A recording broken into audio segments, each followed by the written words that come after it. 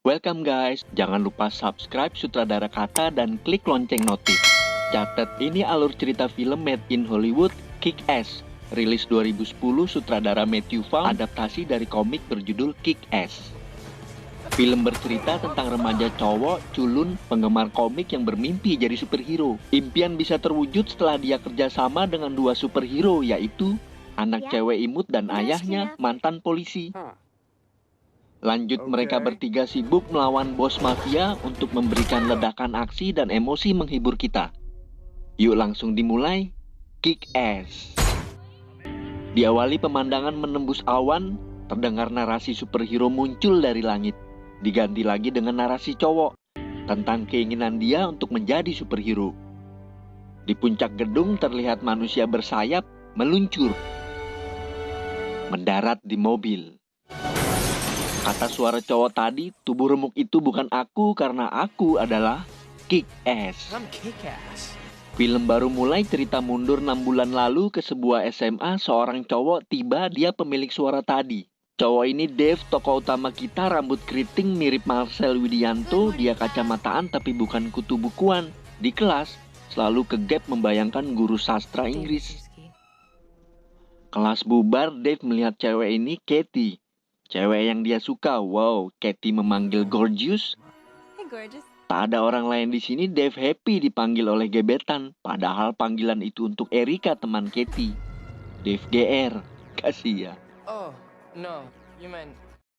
Di kantin, Dave bertigaan. Sama nasibnya dibully. Dia pulang, Dave tinggal berdua pipinya. Dia flashback. Mimi meninggal di dapur ini akibat sakit aneurisme. 18 bulan setelah Mimi meninggal, Dave nongkrong bersama Marty dan Todd, bertiga penggemar komik. Dave lontarkan mimpi, kenapa tak ada orang yang jadi superhero kecuali aku? Kenapa pada maunya jadi artis? Dua teman nyamber, di dunia nyata superhero dihajar-hajar hingga mampus oleh penjahat Dave. Limosin hitam berhenti, muncullah Chris di Amico. Anak lord, anak sultan, anak raja. Ini contoh dunia nyata. Dave ingin ngobrol, kalian lihat benteng Chris gede, kulkas 2 pintu mengusir Dave. Gimana mau jadi superhero coba? Pulang dari kafe, berdua dipalak preman recehan, handphone, uang komik di tas, pindah tangan. Tak ada yang menolong, yang nonton sih ada. Nah, kejadian ini membuat asa Dave menyala-nyala untuk jadi superhero. Malamnya di rumah, dia order online sebuah wetsuit hijau, baju selam $100. Di gudang milik Frank, baju merah ini jari tangannya dijepit gunting baja. Dia dituduh mencuri heroin, dia membantah. Ini mafia narkoba, bosnya botak, Frank di Amico. Bagi Frank yang penting baju merah jangan sampai lepas. Frank memberi perintah, jari baju merah digunting, kepala ditembak. Frank ini pipinya Chris, peponya Chris, mereka pergi. Malam ini orderan online datang, Dave happy dengan alter ego kostum hijau, padahal ini kamar bukan laut untuk diving. Di sebuah tempat ada anak cewek dan cowok tua, ini Pipi alias Pepo, Big Daddy. Okay. Yeah, and ice cream after. Ini anak 11 tahun, Mindy, muka imut menggemaskan, gayanya santai, kegiatannya ngeri-ngeri sedap. Honey, Yaitu tes hentakan pelor ke dada Mindy you're gonna be fine, baby doll. How was that, dilindungi rompi anti peluru. young lady? Yeah, I'm gonna get a hot fudge sundae. Baby doll. Besok pagi di kelas, Dave menulis nama alter ego Kick-Ass. Pulang sekolah, Dave latihan melompat antar gedung, dia nyaris berani. Gedung ini tinggi guys. Nyali Dave ciut.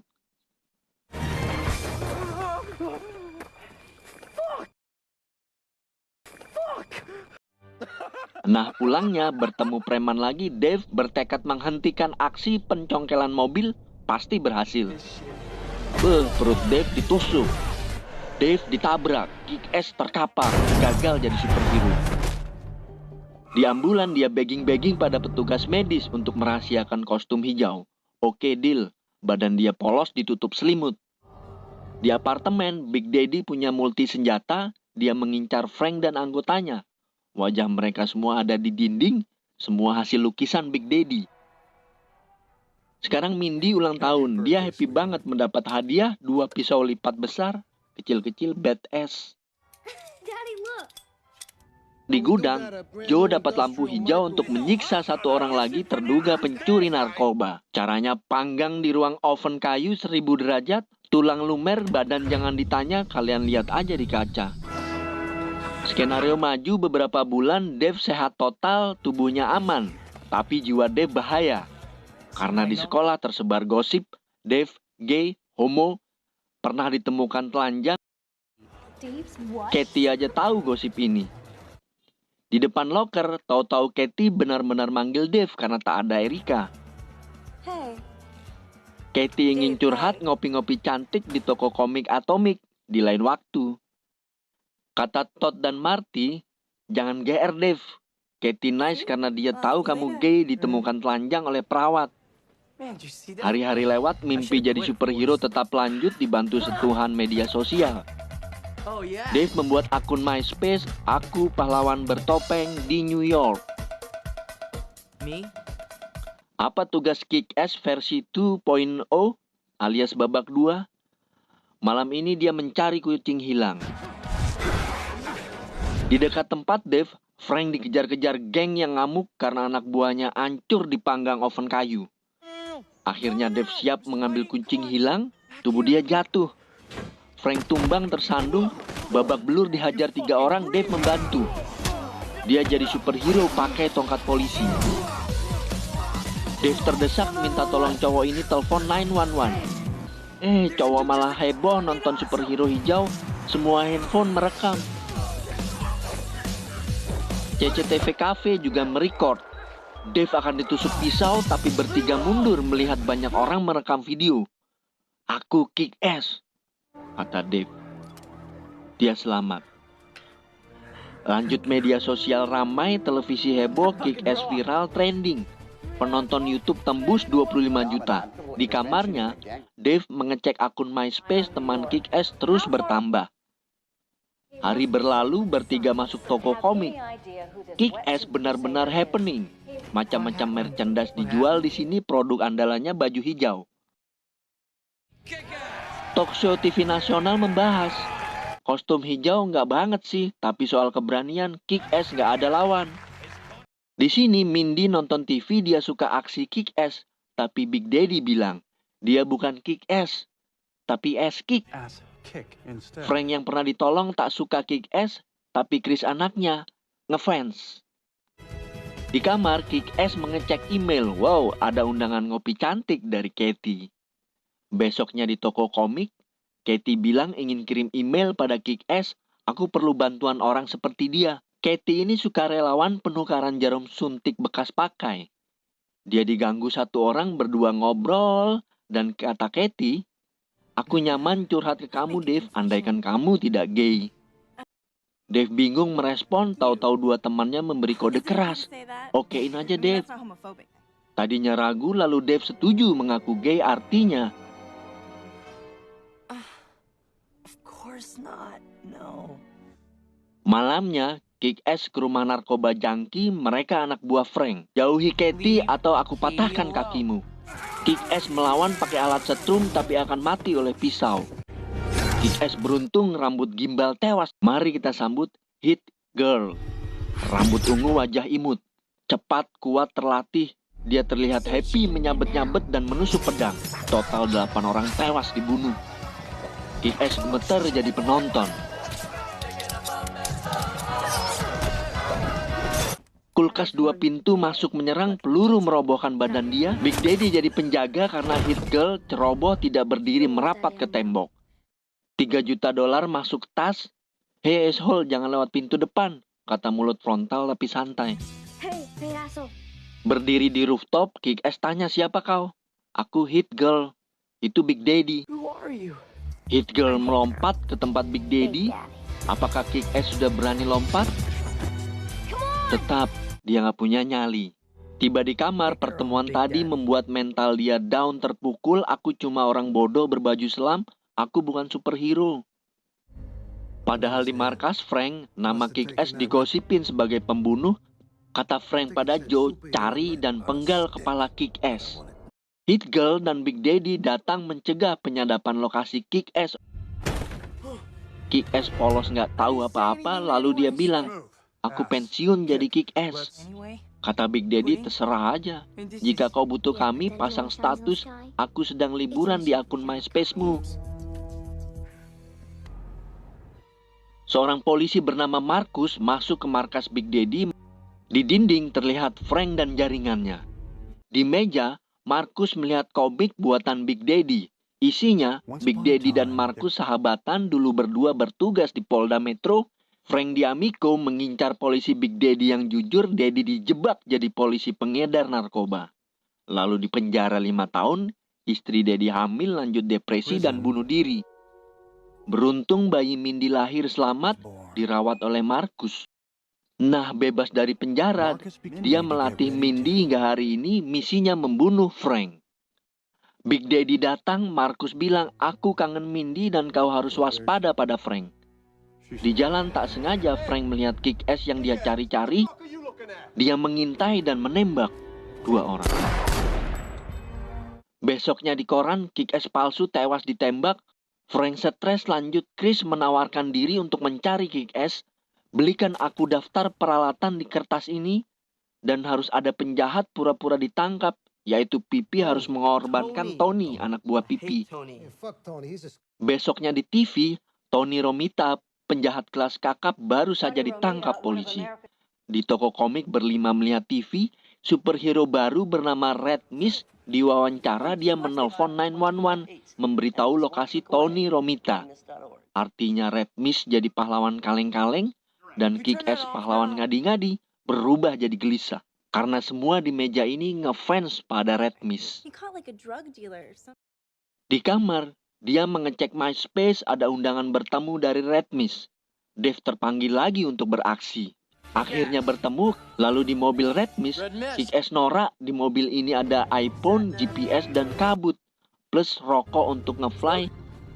Mereka OTW gudang, ini settingan licik Red Mist. Tiba di gudang, Red Mist kaget melihat gudang terbakar. Kick-Ass akan telepon pemadam kebakaran tapi batal. Di dalam, Red Mist mengambil boneka teddy bear, aneh bener. Kick-Ass stres melihat mayat-mayat. Gudang meledak, berdua keluar, mereka pergi berpisah. Tiba di markas, Red Mist plug in kabel ke teddy bear alias kamera CCTV. Kata Red Mist, isi video ini rekaman Kick-Ass ketakutan di gudang. Ternyata bukan. CCTV merekam pembunuh dan pembakar gudang adalah Big Daddy. Who the hell is this guy? I don't know, Dad. Besoknya Big Daddy menerima telepon dari Marcus, kau dicari-cari Frank.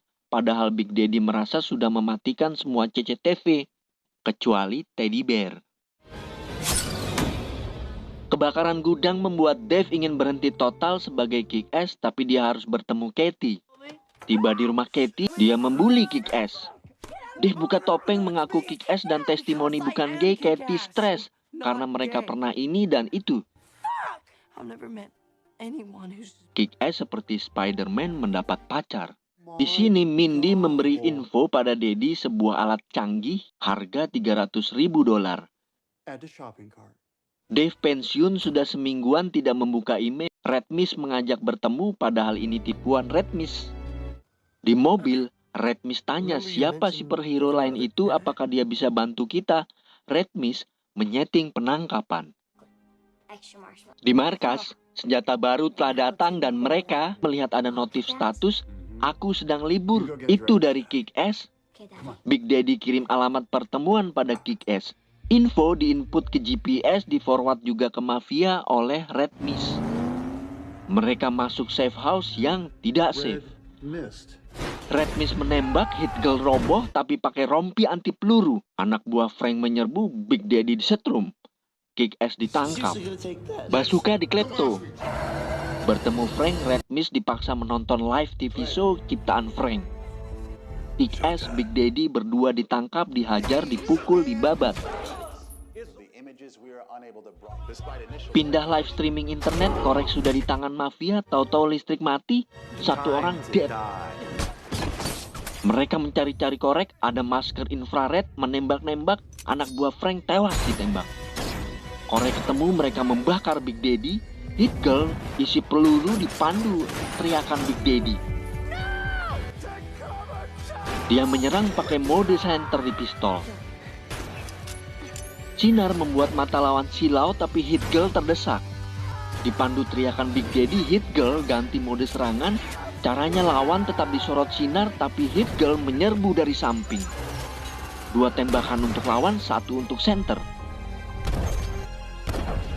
Api di tubuh Big Daddy padam diselimuti lalu selesai. Show's over, motherfuckers. Big Daddy luka parah dan mengucapkan perpisahan menyedihkan pada Hit Girl. Big Daddy rest in peace. Sleep tight.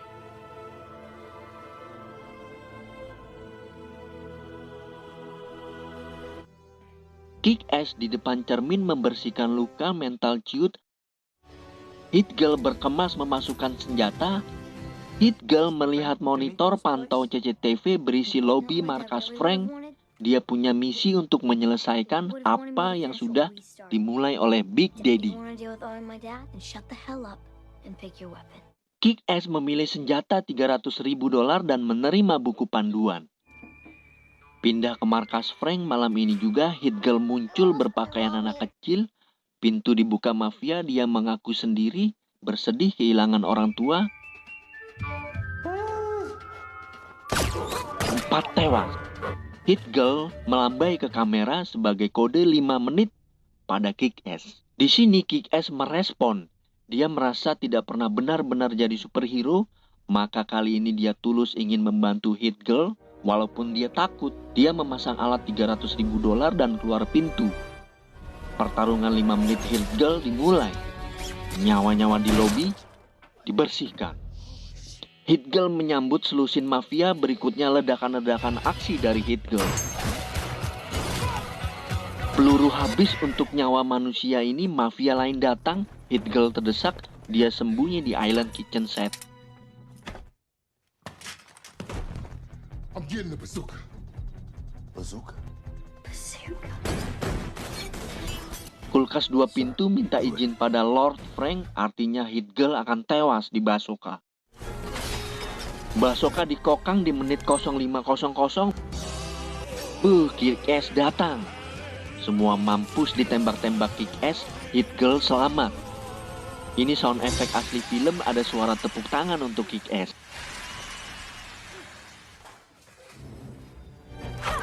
Senjata milik Frank dijatuhkan tali, Hit Girl tarung tangan kosong lawan Frank.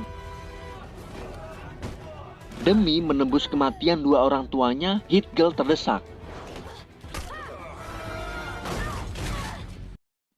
Kick-Ass dan Red Mist tempur habis-habisan, dua-duanya kecapean rebahan di lantai.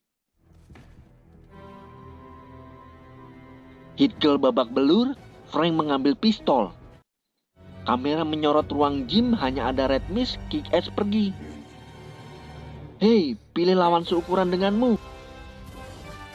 Frank tewas dihajar bazooka. Time to go home. Red Mist bengong melihat berdua terbang pulang. Thank you Kick-Ass. Big Daddy pasti sangat bangga pada kita berdua. Thanks, Kick-Ass. He would have been proud of both of us. Dave Lazuski. I know that, dumbass.